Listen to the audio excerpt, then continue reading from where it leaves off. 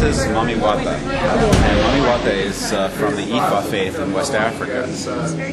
She was originally commissioned by the African contingent for the Sacred Music Festival in 2005 for Santa Monica, and she's made of papier-mâché and fiberglass. Mami Wata is the goddess of the oceans. She governs the surf and the waters, the rivers that run into the ocean, and the mask on the back of her head is the old man of the sea. He's in charge of the deep ocean, but he is a mask. He is her mask. The ocean is the mother ocean. The Africans are far ahead of biology because, for hundreds of years they've said, well, the ocean is where we all come from. Well, it turns out, what a shocker, that's where we all come from. Yeah. So they had spiritually assumed what science has proven. So that's sort of neat.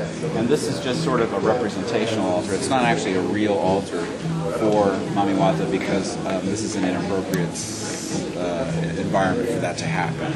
So it's a representation of some of the elements of what would be on an Ifa altar. Ifa is the African religion, which is one of the root religions of voodoo in America. And it's a kind of an interesting melange of Catholicism and the Ifa and some of the other faiths, some of the Native American faiths that were being practiced at that time. Now, my understanding was that it did not go over well. Well, as I was explaining to this lady here, we had a situation where 3 Ifa priests were all contacted to be a part of this. And the Ifa priests are they each have a very strong way of doing things. They each have their own group of followers and people who look to them for healing and advice and all of that. And sometimes there's a difficulty in getting 3 good-sized, healthy egos to cooperate. I got you. So they kind of got themselves ejected, actually. But my friend, Io Adieme, who is a master drummer and someone that I drum with all the time, he decided, we're having this ceremony anyway. It has to happen. He felt strongly enough that he planned an alternative ceremony and that we did an album. And so she was the centerpiece for that. Cool. And we had like 40 people came, and there were wonderful fruit and flowers and everything.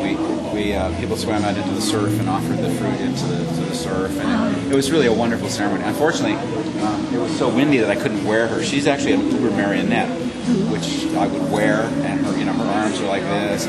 She'd be very, very big, but it was so windy that I would have broke my back if I put her on. So she was content to sit and look out to sea, and it was really kind of neat.